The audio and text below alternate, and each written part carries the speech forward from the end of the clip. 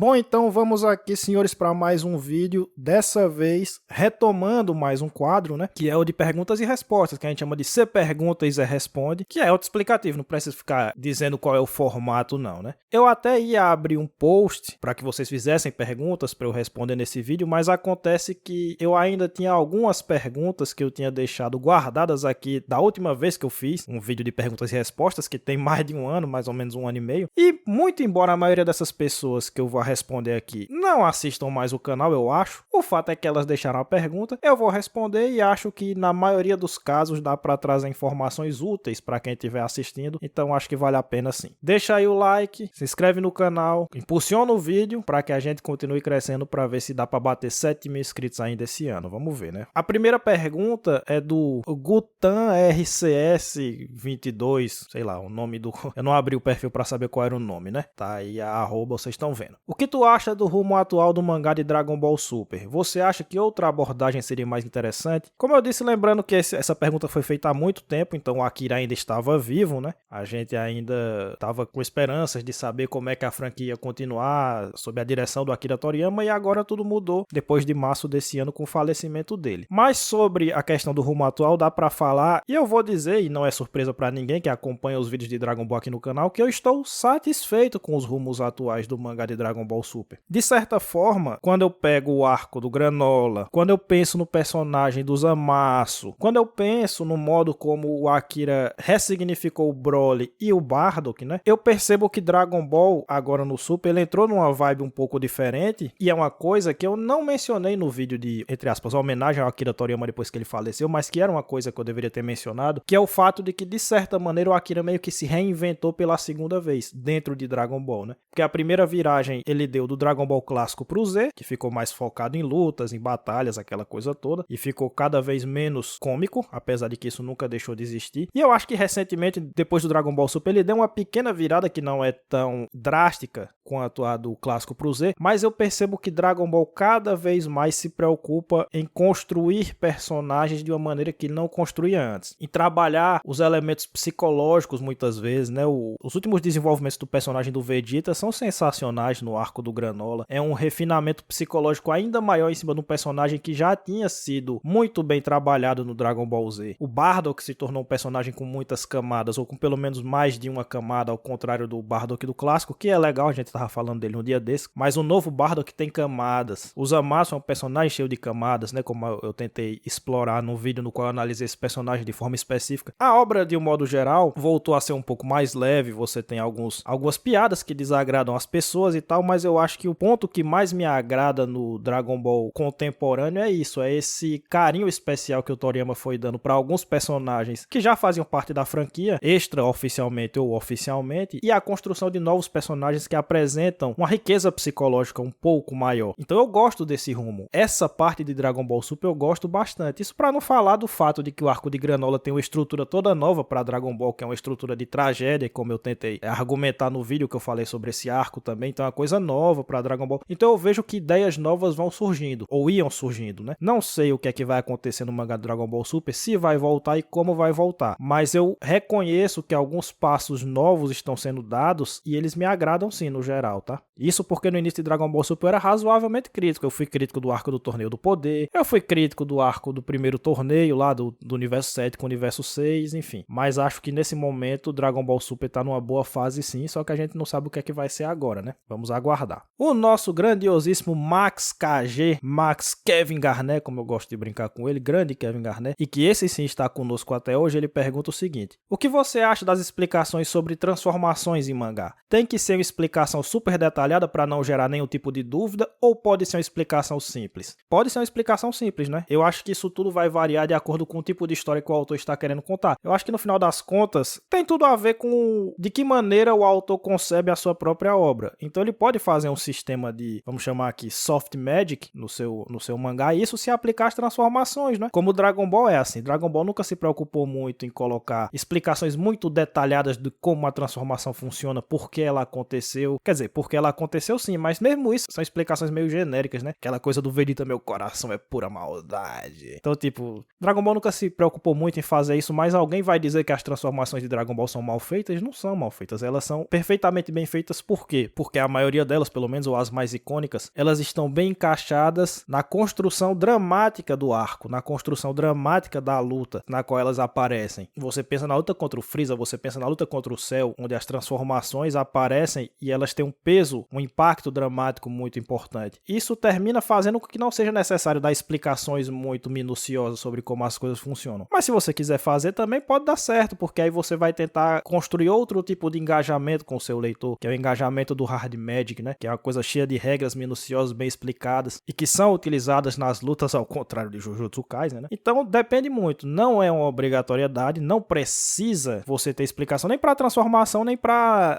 quase nada, para falar a verdade. Você consegue fazer uma história muito boa sem dar explicações muito minuciosas acerca de praticamente nada, dentro de certos contextos, né? Se você construir um contexto que permita isso, dá para fazer sem problema nenhum, não tem nenhum tipo de obrigação do autor de trazer explicações muito detalhadas sobre o sistema de poderes daquele universo, ou como as transformações funcionam, nem nada. Eu acho que ele até se enrola, tem mais possibilidade de se enrolar quando ele traz essas explicações, e esse é o ponto forte do Hard Magic, né? Porque ele torna a escrita mais difícil pro autor, e quando ele consegue fazer, ele tem mais mérito também. Mas cada história é uma história, cada parada é uma parada. O Trunks do presente pergunta o seguinte: afinal de contas, o hate em Naruto, que surgiu como se ele fosse a única obra com falhas e oscilações da história, é exagerado ou é justo? Isso ele perguntou, eu ainda não tinha terminado de analisar Naruto, né? É óbvio que é exagerado. O hate em cima de Naruto é exageradíssimo. Eu acho que Naruto terminou mal? Acho. Vocês sabem que eu acho. Vocês acompanharam os vídeos que eu falei aqui do canal. Mas primeiro, que as duas narrativas principais que eu escuto falar sobre Naruto, na minha opinião, são injustas, né? Ou seja, a ideia de que só o clássico é bom e o Shippuden não presta, eu discordo veementemente dessa ideia. E a ideia de que depois do arco do Pain nada presta, eu discordo veementemente também, até porque o arco que eu mais gosto veio depois do arco do Pain. Mas o problema é que o que é que acontece? Tá acontecendo isso com o Jujutsu Kaisen exatamente agora. Aconteceu um pouco com Boku no Hero, um pouco antes, e acontece com todo mangá que termina mal. As pessoas começam retroativamente a interpretar como se nada não tivesse prestado nunca, né? A gente já comentou isso em alguns momentos, quando eu falei que eu não acho que um final ruim estraga uma obra boa, mas a maioria das pessoas não vê dessa forma, né? A maioria das pessoas tende a achar que um final ruim acaba com tudo ou com quase tudo, e aí elas começam a tratar aquela obra como uma chacota, como se não prestasse nada, como se... Enfim, começa a tratar aquilo como se fosse o maior lixo já escrito por alguém, e Naruto tá muito longe disso. Naruto é uma obra muito boa, muito bem feita, e que é consistentemente boa durante a maior parte de sua existência, né? Foi consistentemente boa durante a maior parte de sua existência. Aí chegou no final, o cara se perdeu um pouco, mas é óbvio que as críticas são injustas, e são injustas como são injustas de Jujutsu Kaisen, o modo como as pessoas criticam, não fazer críticas e apontar os defeitos, mas começar a tirar a obra pra nada, que não serve pra nada, é um exagero muito óbvio da era da internet que a gente vive, né? Tudo 8 ou 80. Quando a coisa tá por cima da carne seca, é a segunda vinda do Cristo na Terra, é a melhor coisa já escrita. Como as pessoas falavam que, nossa, Shibuya é o melhor arco shonen já feito. Porra, pelo amor de Deus, né? E aí agora que terminou de uma maneira insatisfatória, nada presta. É tudo um lixo, o Aku também nunca soube escrever, eu sempre soube que Jujutsu era mid, que também começa a sair esses caras do nada, né? Eu sempre soube que Jujutsu era uma bosta. Aí barateia muito a discussão, na minha opinião, mas é óbvio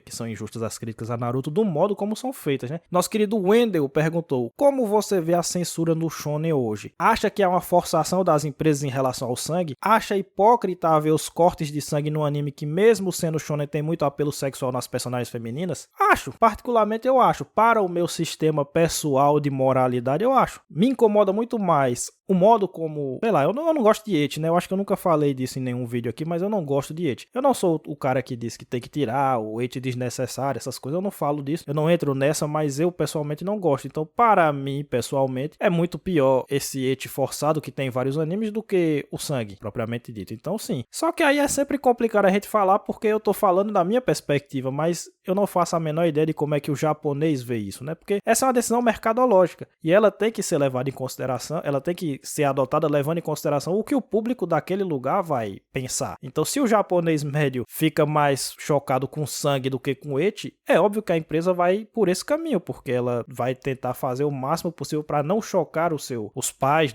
das crianças que vão assistir aquilo dali de manhã e tudo. Então, pessoalmente, sim, eu acho um pouco desproporcional, mas vai saber como é que as coisas funcionam lá. Eu não sei como é que o japonês lida com isso de uma maneira mais específica, então não tem muita base para eu dizer que tá certo ou que tá errado, né? O nosso querido Guilherme Luiz disse o seguinte, e eu acho que eu já respondi uma pergunta dessa em outro vídeo, mas eu não lembro, então eu vou responder de novo. Tem algum plano de falar de algo além de animes e mangá? Um salve de Salvador. Salve pra Salvador, capital do meu estado, né? Da Bahia de todos os Santos. Plano eu não tenho, porque infelizmente o algoritmo, de um modo geral, ele não premia esse tipo de coisa. Agora, vontade, eu tenho muita vontade de falar de filme aqui nesse canal, vocês não têm noção. Porque eu já disse em algum lugar que eu assisto mais filme do que eu leio mangá, disparado. Eu gostaria muito de comentar filmes aqui, séries e até mesmo quadrinhos de outros países, né? Eu gostaria, e literatura também. Gostaria muito de comentar literatura, ou seja, eu gostaria de ter amplitude e espaço para comentar arte e narrativa de um modo geral em suas diversas formas, né? Mas o algoritmo não funciona assim, então eu não sei até que ponto daria certo. Talvez eu até tente abrir um quadro específico para falar de outras coisas e ver se tem uma boa saída para eu esporadicamente, pontualmente eu ir fazendo, se não prejudicar muito o canal, não sei. Vou ver aí se dá para fazer. Vou testar 1 ou 2 vídeos e a gente vê o que é que acontece, mas provavelmente não vai dar certo porque o YouTube funciona dessa forma, né? O Casa do Coffee fez uma pergunta simples aqui que eu vou responder só porque muita gente pergunta nos comentários aí, que é: depois que terminar Naruto, pretende analisar Boruto? Analisar Boruto como um todo, eu não sei se vai dar aqui no canal, mas um vídeo eu vou fazer e acho que vai ser em breve, tá? Um vídeo analisando o início do mangá de Boruto. Se o resultado for legal em termos de view, em termos de números mesmo, a gente continua, não tem problema nenhum. Assim como eu analisei Dragon Ball GT, Dragon Ball Super, não tem problema nenhum em falar de Boruto. Mas vai depender do resultado. Agora, pelo menos o vídeo pra testar, eu acho que vale a pena, dado o sucesso que Naruto fez aqui no canal, né? O Anderson Costa pergunta quais são os shonens de luta que eu mais gosto. Acho que eu já respondi isso em outro lugar. Mas se eu não respondo, eu respondo aqui agora também. Mangá é Samurai X, Rurouni Kenshin. E anime é Yu Yu Hakusho.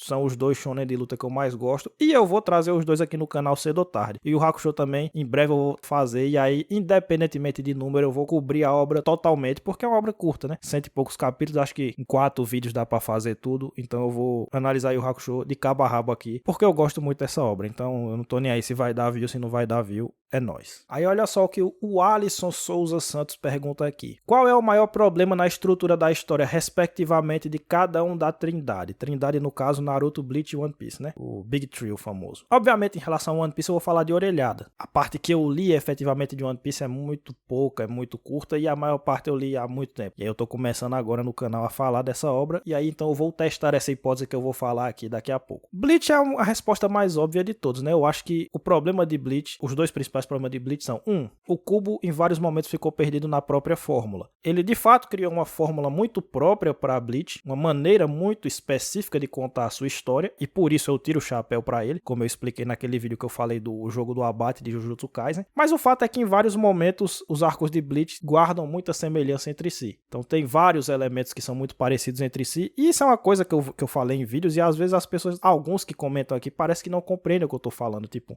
porque você falou que o treinamento no arco dos Fullbringers parece com o treinamento no arco, sei lá, no arco dos Arrancers, mas é muito diferente. Aí o cara vai lá me explicar o conteúdo de Bleach. Eu entendo o conteúdo de Bleach, eu li Bleach. Eu não estou falando de conteúdo, eu estou falando de forma. Eu estou falando dos elementos que o Kubo coloca no seu mangá. Se você for falar de conteúdo, obviamente os arcos são todos diferentes entre si. Eles não são iguais, os conteúdos são diferentes. Mas a forma, os elementos que ele coloca e o modo como ele dispõe esses elementos são, em vários arcos, muito semelhantes entre si. Então eu acho que o Kubo ficou muito preso na fórmula Bleach e em vários momentos isso se tornou maçante, porque aí vai o segundo problema, que é, miseravelmente Bleach foca muito nas lutas, mas eu não acho que o Kubo seja um grande escritor de lutas. Eu já falei disso também. Claro que isso não quer dizer que ele nunca tenha acertado em nenhuma. Tem várias lutas legais ao longo de Bleach, mas tem muitas lutas que são só repetitivas na sua forma. Vou falar aqui de maneira bem enfatizada para ninguém. O conteúdo, forma. O modo como a luta é estruturada e escrita, em vários momentos elas são muito parecidas, elas seguem uma fórmula muito pronta. E quando ele foca nisso, quando ele coloca corredores de inimigo muito longos, né? Ou então várias lutas em sequência, frequentemente o arco perde tração. Frequentemente o arco fica chato, fica previsível. E aí acho que essas duas são os principais defeitos, entre aspas, estruturais de Bleach. Já em Naruto, existe um pouquinho disso também no Shippuden, porque até certo ponto do Shippuden, acho que até antes do arco no qual o Jiraiya vai enfrentar o Pain, o Shippuden começa a querer cair muito numa coisa de virar meio formulaico também. Cada arco é algum personagem enfrentando um boneco da Akatsuki. E o arco gira só em torno disso. Não são arcos ruins, vocês sabem que eu gosto do arco do Hidan, adoro as lutas contra o Hidan. Eu gosto até do arco contra o Deidara, eu gosto do arco contra o Sasori, eu gosto dessas coisas todas. Mas ali o Shippuden ameaçava se tornar uma coisa muito formulaica, né? Muito simplista. E aí beleza, aí o Kishimoto evita isso quando ele começa a focar no Pain, né? Então o Jiraiya vai enfrentar o Pain, já é uma coisa bem diferente. E aí o arco do Pain é um arco enfrentando o personagem da Akatsuki, mas ele é muito mais do que isso, vai muito além. E aí depois vem o 5 Kage, enfim, aí depois Naruto vai para outro lado, muito interessante. Mas existia um pouquinho disso em algum momento,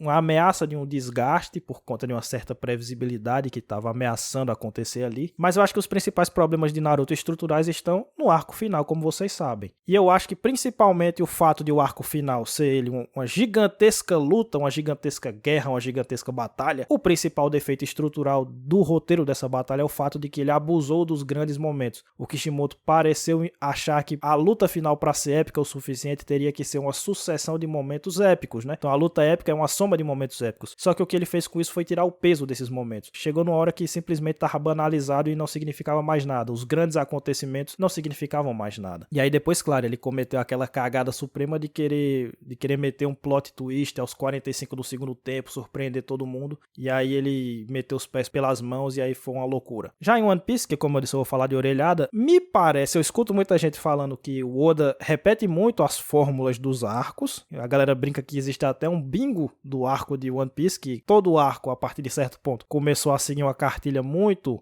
fechada, muito padronizada. Eu não sei até que ponto isso é verdade ou é mentira, e principalmente eu não sei qual é o peso desse defeito, porque tudo depende de contexto. Então, eu só vou conseguir saber se isso é realmente um defeito, se é um defeito grave ou leve, ou se não é nenhum defeito, quando eu começar a ler esses arcos. Até lá não tenho como saber, mas eu vejo essa crítica sendo feita, e as pessoas trazem exemplos e argumentos, né, pra demonstrar que é assim mesmo que acontece. Então, parece ter algum fundamento, mas eu não sei até que ponto eu vou concordar com essa crítica. Agora, uma impressão muito forte que eu tenho acerca de One Piece é que One Piece é uma história que se tornou grande demais para que ela possa ser administrada em todos os seus pontos, entende? Então eu acho que o Oda deixa muita coisa de lado, ele parece deixar muita coisa de lado ultimamente, porque ele não tem como focar em tudo que ele tem que focar. Então várias coisas que seriam importantes mostrar, ele resolve fora das páginas. Uma luta importante, o desfecho de um personagem, alguma cena que seria interessante, ele resolve fora das páginas, porque ele tem que correr de certa forma, né? Ele tem que dar andamento para essa história. A história já demora muito com ele pegando esses atalhos. Imagine se ele mostrasse tudo que ele tinha para mostrar. E vários personagens parecem ficar de lado, né? Parecem não ser desenvolvidos do jeito que eles deveriam, porque não tem espaço, não tem tempo, não tem como. Então talvez One Piece tenha se tornado uma obra grande demais para o autor poder dar atenção a tudo o que ele tem que dar atenção, né? Esse me parece ser o principal problema de One Piece, que ocasiona vários outros. E aí, obviamente, indo pro outro lado, né? O Edições Manjadas, que tá aqui até hoje, eu lembro dele, pergunta qual é a maior qualidade do Kubo e do Kishimoto como autores. Do Kubo também não é segredo para ninguém, porque eu já elogiei em vários vídeos. Eu acho que o Kubo ele é muito bom escrevendo histórias mais lentas, histórias mais intimistas, que exploram os sentimentos dos personagens envolvidos, que exploram as inseguranças psicológicas, as fraquezas, enfim, história mais intimista mesmo, uma história um pouco que leva o seu tempo, que vai construindo as coisas vagarosamente. E aí ele consegue construir, ele tem bons insights de personagem nesses momentos, e ele consegue construir bons momentos dramáticos quando ele se dá o tempo de construir esses momentos dramáticos, né? Então, ao contrário do que a maioria das pessoas pensa, que a maioria das pessoas coloca o Kubo como sendo o grande mestre da ação, eu adoraria ver um mangá intimista do Kubo. Um thriller psicológico, um drama, qualquer coisa desse tipo. Eu acho que ele se daria muito bem nesse formato de história. Eu gosto muito quando ele faz isso. Por isso que eu adoro o arco dos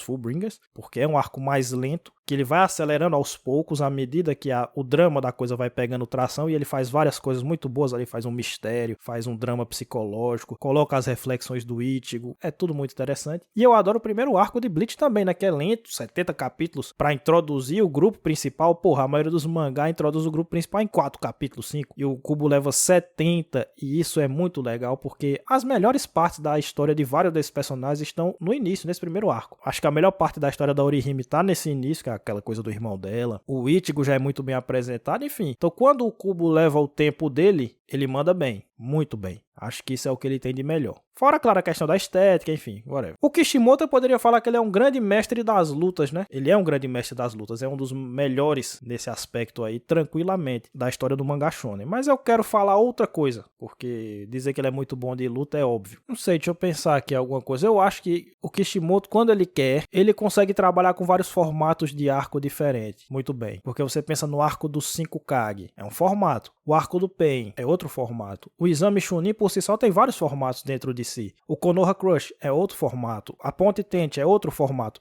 Então ele tem essa versatilidade, ele consegue trabalhar dramaticamente, estruturalmente, narrativamente, vários tipos de história, várias modalidades de história a ser contada. Ele não é um pônei de um truque só, né, como dizem os americanos, One Trick Pony. Então eu acho que isso é uma baita qualidade dele enquanto escritor, e que não é todo mundo que tem não, tá? Tem muitos escritores que são muito bons e que não tem essa versatilidade que ele tem, que são caras que conseguem fazer um ou dois tipos de história muito bem, mas os outros ele não consegue. Eu acho que o Kishimoto tem versatilidade. Não vejo muita gente falando isso aí, elogiando ele por conta disso, mas eu acho que ele merece. Então ficaria com essa característica aí. O Arthur dos Santos faz uma pergunta bem simples, mas eu vou responder porque ele ainda está conosco por aqui. Grande Arthur, aquele abraço. Pretende um dia analisar um mangá de música? Não fecho as portas não, tipo, não teria problema nenhum. Vamos pra dentro. Grandes histórias podem ser contadas com essa premissa, né, com a premissa da música e tal. E dizem que tem vários anime e mangá muito legais de música. Então, não fecha essa porta aí não. As duas últimas agora, tá? Na verdade, o Vinícius da Veiga fez mais de uma pergunta, então não são as duas últimas. Ele perguntou se eu já li Dorohedoro. Não, pretendo algum dia, porque eu vejo muita gente falando bem. Pergunta se eu curto algum mangá seinen. Eu adoro 20th Century Boys. Baita mangá. Eu gosto de Monster também, mas o 20th Century Boys eu prefiro, do Urasawa, né? E aí ele pergunta aqui, ó, qual estilo de vilão em uma obra você curte mais? Ele ser o puro mal ou ter um passado e motivação para fazer o que faz? Como você perguntou a minha opinião pessoal, qual estilo eu curto mais? Eu curto mais quando ele tem motivação. Isso não quer dizer que eu não goste de vilões que não tem motivação nenhuma. Eu sou um fãzaço do Freeza. Eu sou muito fã não só do Freeza, como do modo como o Akira Toriyama conseguiu construir o Freeza sem colocar nenhuma motivação complexa, sem colocar nenhum flashback, nenhum passado, nem nada. Como você consegue construir um personagem tão interessante quanto o Freeza com tão pouca informação? Eu sou um pouco fascinado com o que o Akira faz ali. Então eu gosto muito do Freeza, é um dos meus favoritos. Mas os meus dois vilões favoritos de Shonen são o Toguro e o Sensui, ambos de Yu Hakusho. E esses dois vilões tiveram um aprofundamento psicológico muito interessante. Muito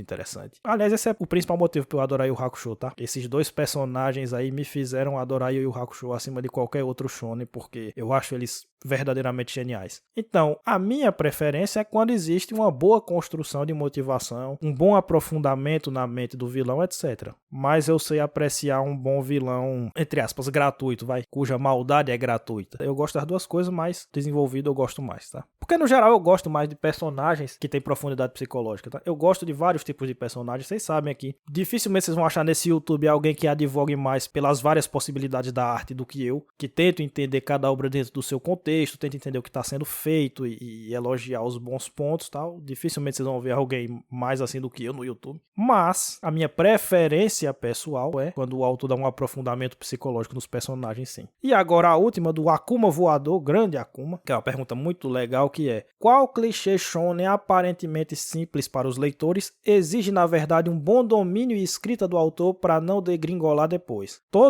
Todos os clichês você precisa de um bom domínio. Que, aliás, essa é uma concepção que eu escuto muito por aí, da qual eu discordo veementemente, que é: essa obra aí ela é muito clichê, qualquer um conseguiria fazer. Porque a maioria das pessoas parece pensar que, bom, basta você colocar o clichê e ele funciona por si só, mas não é assim que acontece. Então, se eu colocar um monte de clichê empilhado, minha obra vai dar certo e é isso. Mas não é assim que acontece. Todo e qualquer elemento de uma obra de arte, não só clichê e não clichê, só funciona em contexto. Só funciona se você estabelecer um contexto geral que permita aquele elemento gerar os seus efeitos devidos. Então, o autor, para fazer um clichê dar certo, ele tem que primeiro escrever uma obra no qual aquele clichê se encaixe, um contexto no qual aquele clichê se encaixe. E isso já demanda muita habilidade, já demanda muita sensibilidade, para usar um termo que um inscrito nosso está utilizando aqui nos comentários, o Himura, né? O Kenshin Himura, que é um espectador nosso, o Battlesai, o grande. A sensibilidade do autor é o que vai fazer com que ele dê as diretrizes gerais da sua obra, para onde ele quer levar, que tipo de história ele quer contar, que elementos ele vai utilizar, e esse contexto geral é que vai fazer os elementos específicos funcionarem ou não funcionarem. Então nenhum clichê é fácil de aplicar. Todos eles o autor tem que saber fazer. Nenhum clichê é automático. Entendeu? Nada na arte é automático, na verdade. As coisas só funcionam se elas estiverem bem preparadas e bem encaixadas dentro do que você está fazendo. Mas para dar uma resposta um pouco mais específica, um pouco mais concreta, eu vou bater numa tecla que eu sempre bato aqui, que não é um clichê de shonen, é uma característica definitiva do Battle Shonen, que é a luta. A maioria das pessoas tende a achar que uma boa luta só tem coreografia. Então você vê muita gente falando, a luta é boa por causa da coreografia. Coreografia é um dos elementos, quadrinização, narrativa visual, tudo isso importa muito, principalmente do aspecto sensorial da luta. Mas uma luta sem estrutura narrativa não funciona. E aí eu não estou falando de tema, eu não estou falando de simbolismo, eu não estou falando de nada disso, eu estou falando que a luta em si conta uma história. A luta em si tem viradas, a luta em si tem elementos, tem uma história sendo contada por meio da luta, não uma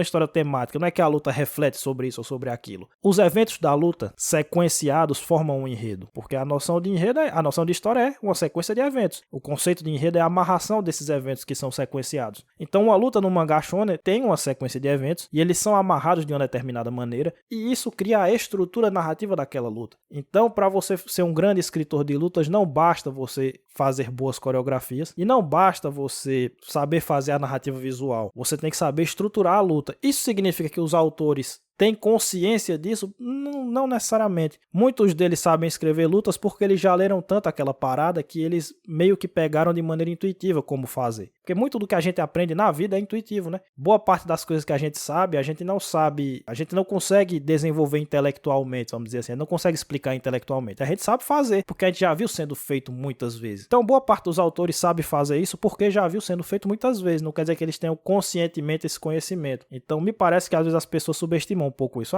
Tem boa coreografia. Não basta uma boa coreografia. Mas em termos de clichê, qualquer clichê precisa de contexto para dar certo. Então, o protagonista tem um grande sonho. É um clichê de shonen, né? Principalmente pós-Naruto. Beleza, ele tem um grande sonho de ser o número 1 de não sei o que e tal. Como você vai estruturar sua obra para que essa jornada seja bem feita, para que essa jornada seja paulatina, seja gradual, mas seja crível também? Você tem que saber fazer. O clichê do rival, vou botar o rival que é a antítese do personagem principal. Beleza, como vai ser a dinâmica que você vai construir entre esse rival e esse protagonista? De que maneira isso vai mover a história? De que maneira isso vai mexer com os próprios personagens? Eles vão se desenvolver de acordo com esse choque entre eles ou não? Como é que vai ser isso? Tem que saber fazer, hein? O bom do clichê, o ponto forte do clichê é que ele tem a experiência da familiaridade, né? É mais fácil pro leitor aceitar o clichê porque ele já conhece o clichê. E é mais fácil pro autor executar o clichê porque ele não tá experimentando nada, ele não tá indo por terrenos desconhecidos. Mas isso não quer dizer que seja fácil e muito menos que seja automático. Beleza, senhores? Por hoje é só. Essas eram as perguntas que eu tinha para responder há mais de um ano, então peço perdão aí pela demora. Em algum momento eu vou trazer esse quadro de novo e aí a gente vai trabalhando as perguntas que vocês forem fazendo aí, ou nos comentários desse vídeo, ou quando eu abrir um post na aba comunidade, enfim. Semana que vem eu vou tentar uma coisa nova aqui nesse canal. Eu vou falar de Dandadan e eu vou tentar uma vez mais falar de animes que estão no hype, né? Só que eu não vou fazer semanal, porque o formato semanal não deu certo pra mim, eu não consigo fazer, eu não gosto de fazer, eu não gosto de assistir um episódio de anime por semana nem nada. A gente vai tentar trabalhar no sistema de acúmulo, né? Eu vou deixar acumular alguns episódios e aí a gente comenta tudo de uma tacada só. Então, vídeo que vem eu vou comentar os 3 primeiros episódios de Dandadan e vamos ver se esse formato dá certo, beleza? Pra gente poder fazer de vez em quando alguns vídeos sobre pautas minimamente quentes, vai? Pra ver se dá uma engrenada aí. Muito obrigado, dá o like, ajuda a impulsionar o vídeo e o canal a crescer e até a próxima.